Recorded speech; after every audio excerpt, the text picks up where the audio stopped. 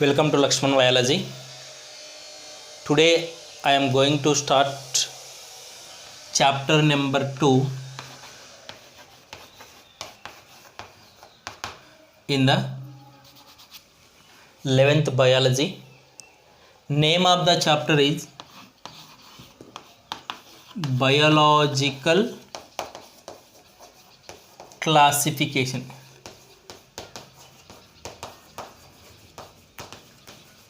Biological classification. The biological classification is little bit complicated chapter, and we will get different types of difficult words. Hence, we have to listen carefully. Then you can understand the biological classification. Okay. Biological classification. Classification means the grouping of living organisms based on few characters. That character should be same. Based on few similar characters, if you group the living organisms, then that is called as classification. Example, trees, animals. Trees is one group, animals is one group.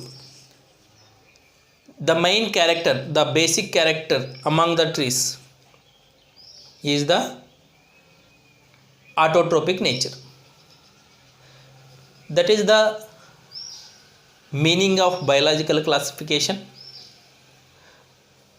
If you observe the introduction which is related to biological classification, since Darwin civilization, there were many attempts. Since Darwin civilization, there were many attempts to classification of living organisms, to classify the living organisms. Lot of scientists before Darwin, they have grouped the organisms, or they have classified the organisms into the different types of groups. But the classification before Darwin civilization, that is based on the need of organisms. Need of organisms for human beings. See, few types of organisms are used for food. The organisms which are means that will give food. The organisms which will give food, they have classified into one groups.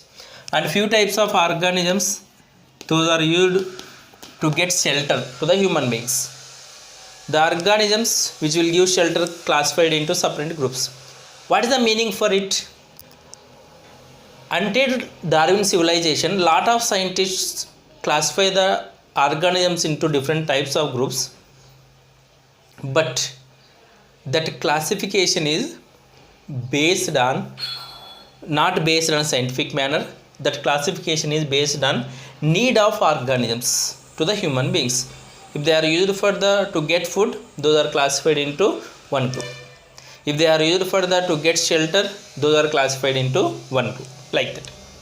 The first scientist who classify the organisms in scientific manner is Aristotle. Aristotle is the scientist. He classified the organisms in scientific manner.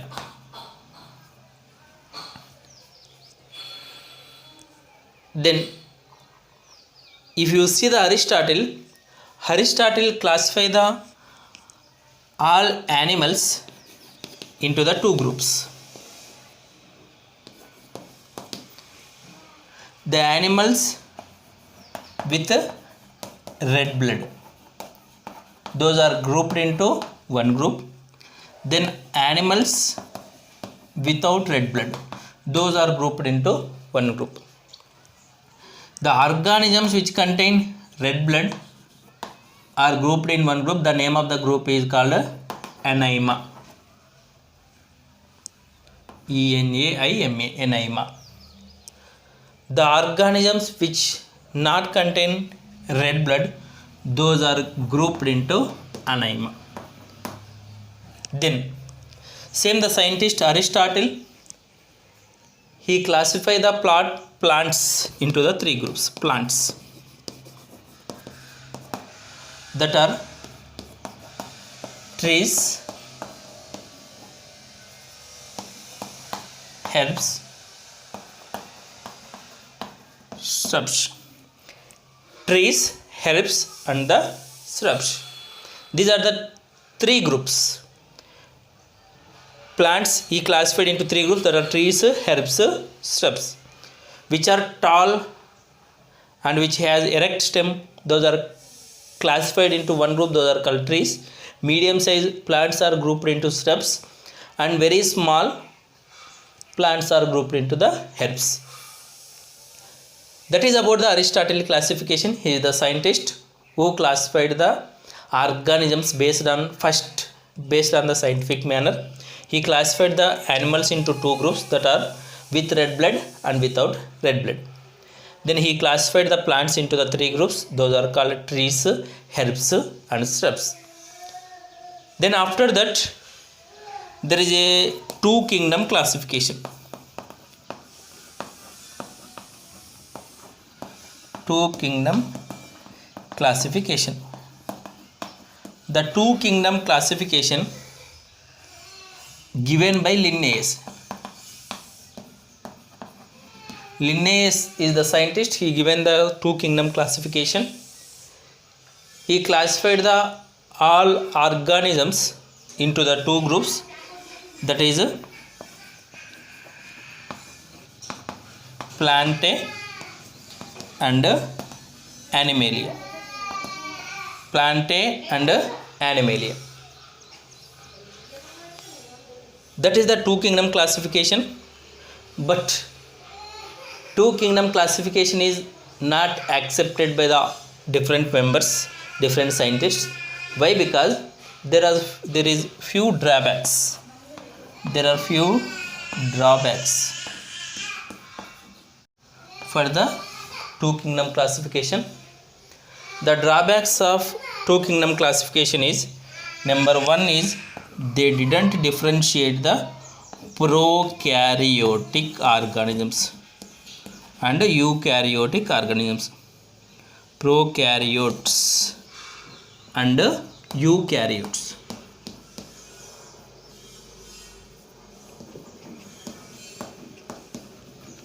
They didn't differentiate the prokaryotes and eukaryotes.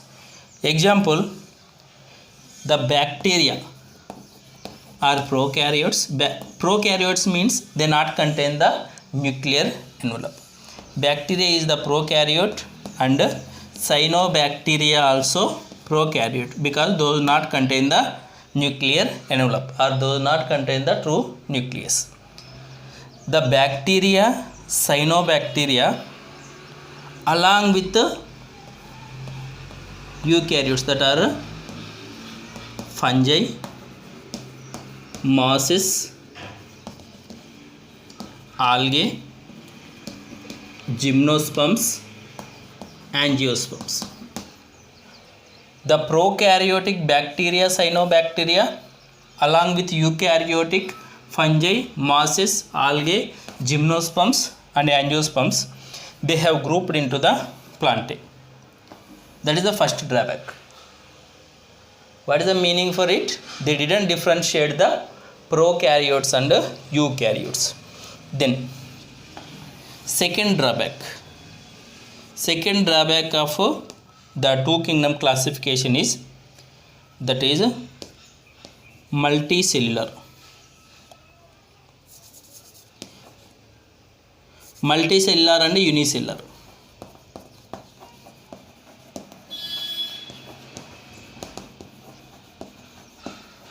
Both are mixed. Multicellular organisms.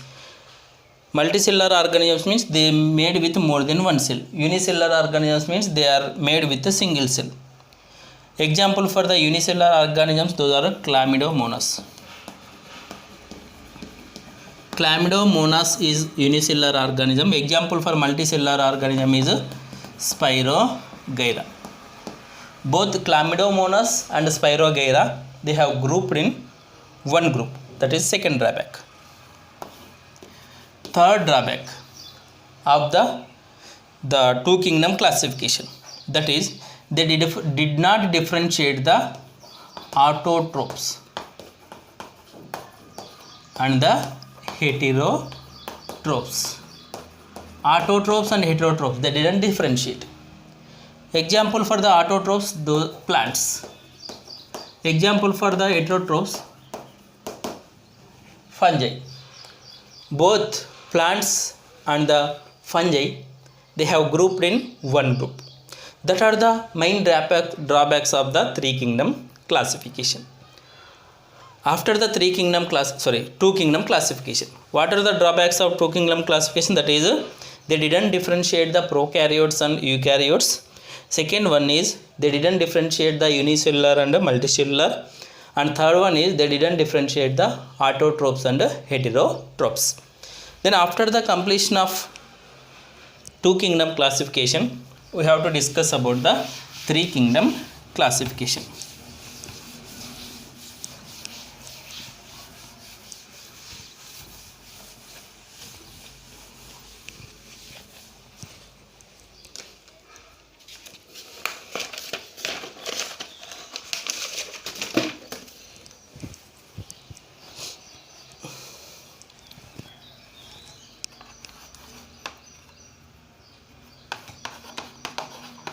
Three kingdom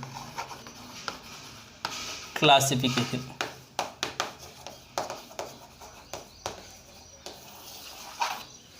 Three kingdom classification given by Haeckel. Haeckel is the scientist. He have given the three kingdom classification. He classified the all organisms into three kingdoms or three groups. Those are Protista,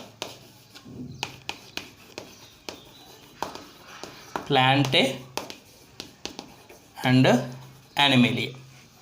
That are the three kingdoms.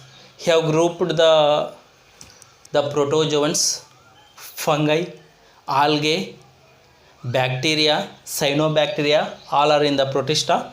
Then plants are in the Plantae, animals are in the animal kingdom. That is about the three kingdom classification. After the completion of three kingdom classification, we have to discuss about the five kingdom classification. Five kingdom classification. Five kingdom classification is proposed by R.H. Whittaker. R.H. Whittaker is the scientist. He classified the all organisms into five groups. Actually, in the biological classification, we have to discuss about complete details of five kingdom classification. The five kingdoms of the R.H. Whittaker, or the R.H. Whittaker classified the organisms into the five kingdoms based on the different characters. That are, number one is based on cell structure, and number two is based on the thallus organization. Number three is based on type of reproduction, then based on type of nutrition, and then based on phylogenetic relationships or phylogenetic relationships. See, cell structure, thallus organization, reproduction, nutrition and phylogenetic relations. Those are the characters. Based on these characters, the R.H. Whittaker classified the all organisms into five groups. What is the phylogenetic relationship? Phylogenetic relationship means evolution history based on the ancestors. Okay, based on these five characters, R.H. Whittaker classify the organisms into five groups. That are, number one is Monera. If you see the characters of five kingdoms, first, cell type. Cell type means is it prokaryote or is it eukaryote, or is it contain prokaryotic cell, or is it contain eukaryotic cell? Monera is prokaryotic, means which not contain the true nucleus, or which not contain the nuclear membrane or nuclear envelope. Protista is eukaryotic, means which contain the true nucleus along with all cell organelles. Fungi eukaryotic, plantae eukaryotic, animalia also eukaryotic. Then cell wall. Cell wall is the protective layer which present above the plasma membrane. If you see the Monera contain the cell wall that made with the non-cellulosic components. Non-cellulosic components means which not the cell wall of the Monera not contain the cellulose, but which contain the polysaccharide and amino acid. Polysaccharide means carbohydrate. Amino acids means those are monomers of proteins. It is also called as peptidoglycan. The cell wall of Monera also called as peptidoglycan, which made with the polysaccharide and amino acid. Then if you observe the protista means those are the unicellular eukaryotes. The cell wall is present only in some protists. Then fungi. In fungi you can see the cell wall. The cell wall of fungi made with the chitin and polysaccharide. The main substance which present in the fungi cell wall is chitin. Chitin is one type of carbohydrate. Then plants contain the cell wall that made with the cellulose. Then if you see the animalia not contain the cell wall, hence cell wall is absent in animalia. Next, nuclear membrane. Nuclear membrane is absent in Monera. Why? Because prokaryotes not contain the nuclear membrane. Then if you observe the protista, fungi, plantae and animalia, the nuclear membrane is present in all remaining 4 kingdoms. Then body organization. Monerans are made with single cell, hence those are exhibit the cellular level organization. Protista also unicellular eukaryotes, hence the entire body is made with single cell, hence those are called as the cellular level organization organisms. Next, if you see the fungi contain more than one cell, hence those are multicellular. That multicellular nature will form the loose tissue. Lot of cells combine together and form the tissue. Plantae exhibit tissue or organ level organization, means cells combine form the tissues, and in few plants tissues are combined together and form the organ, hence they will exhibit the tissue and organ level organization. If you observe the animalia, they will exhibit tissue level organization, organ level organization and organ system level organization, in which what happened, tissues in few animals organization is tissue level, means cells combine together and form the tissues, and few animals tissues combine together and form the organs, and few animals organs are combined together and form the organ systems. Example for organ systems: digestive system, circulatory system, etc. Mode of nutrition is, if you observe the Monerans may be autotrophic or may be heterotrophic. Autotrophic means organisms they can synthesize their own food. Heterotrophic means organisms which depend on the another organism for their food. The Monerans are autotrophs, but autotrophic nature again depends on different types, that is maybe photosynthetic or chemosynthetic. If Monera or if the organism prepare food from the sunlight, that is called photosynthetic. If organisms synthesize food by the oxidation of inorganic chemicals, that is called as chemosynthetic. The Monerans will exhibit 2 types of autotrophic nature, that is may be photosynthetic or it may be chemosynthetic. Then few Monerans are heterotrophic in nature. That heterotrophic nature may be saprophytic or parasitic.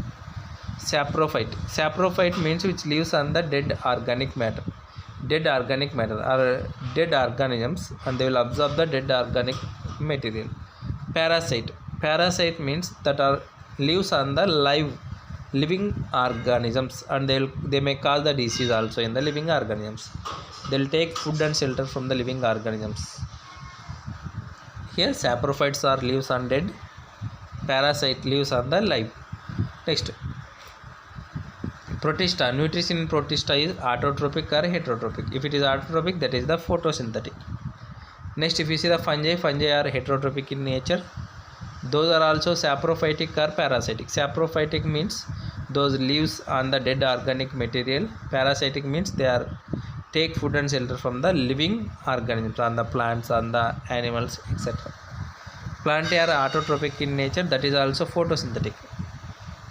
Next, heterotrophs. Animals are heterotrophic in nature, that will exhibit the holozoic or saprophytic nutrition. Holozoic, they will eat the solid, they will swallow the solid material, hence holozoic. Saprophytic means some of the animals are lives on the dead organic matter, hence those are called as a saprophytic. That is about the different characters of the 5 kingdoms of RHP taken. In next classes, what we have to do, we have to discuss Monera separately, Protista separately, Fungi separately, Plantae separately, and Animalia separately. Thank you.